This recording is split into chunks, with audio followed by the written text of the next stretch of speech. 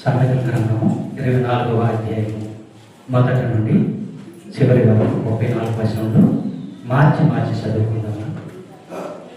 దుర్జనులను చూసి మత్సరపడకము, వారి సహవాసము కోరుకుము.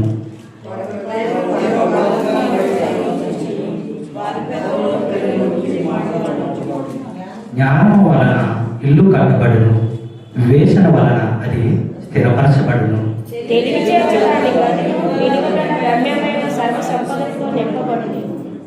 జ్ఞానము గలవాడు బలవంతుడుగా నుండును, తెలివి గలవాడు శక్తిమంతుడుగా నుండును.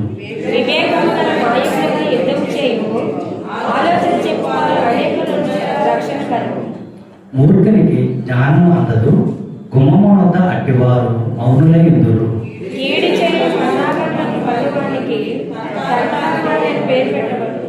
మూర్ఖుని యోచన పాపము, అపహాసకులు నరులకు హేయుడు.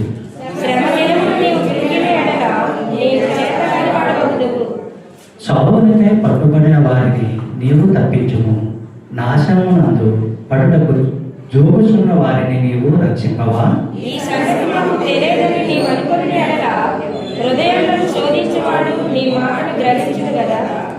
నిన్ను కనిపెట్టువాడు నన్ను నెరవేరు కదా. నరులకు వారి వారి పనులను బట్టి ఆయన ప్రతీకారం చేయడు. నా కుమారుడా, తేనె త్రాగము, అది రుచికలది కదా. తేనె పండు తినము, అది నీ నాలుకకు తీపియే కదా. నీ ఆత్మకు జ్ఞానం పట్టణకి తెలుసుకొనుము, అది నీకు దొరికి అనగా ముందుకు నీకు నచ్చినట్టు కలుగును. నీ ఆశ భంగం కాలేదు. భక్తిహీనుడా, నీతిమంతుని నివాసమును తప్పొచ్చి ఉండకము, వారి విశ్రమ స్థలమును పాడు చేయకుము.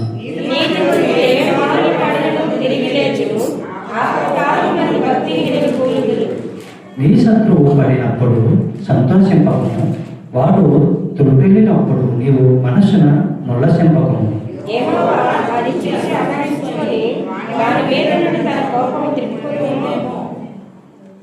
దుర్మార్గులను చూసి నీవు వ్యసనపడకము, భక్తిహీనుల ఎడల మత్సరపడకము.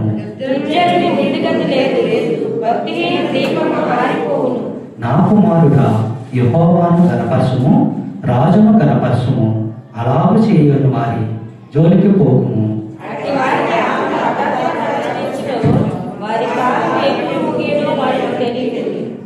ఇవి జ్ఞానులు చెప్పిన సామెతలే.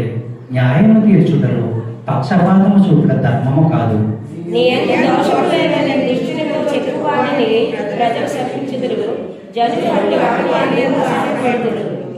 న్యాయంగా తీర్పు తీర్చి వారికి మేలు కలుగును, క్షేమకరమైన దీవెన అంటే వారి మీదకి వచ్చును.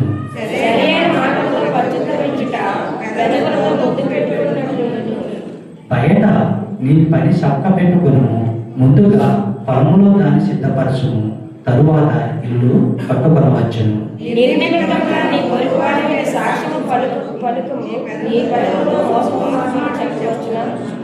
వాడు నాకు చెప్పినట్లు వానికి చేసేదను, వాని క్రియ చొప్పున వానికి ప్రతిఫలం ఇచ్చేదని అనుకును.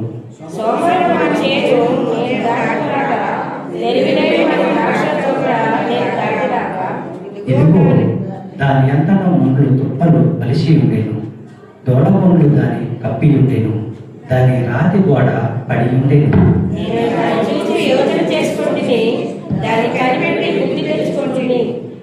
ఇంకా కొంచెము నిద్ర, ఇంకా కొంచెము గుర్తుపాటు పరుడటకై, ఇంకా కొంచెము చేతులు ముడుచుకునుట. చదువుకున్నానండి. నీ వీటి వలన నీకు దరిద్రత పరిస్థితి వచ్చును, ఆయుధస్తులు వచ్చినట్లు ఏమీ నీ ఇంటికి వచ్చును. చదవబడిన దేవుడు దీవించి ఆశీర్వదించుగాక. ఆమేన్.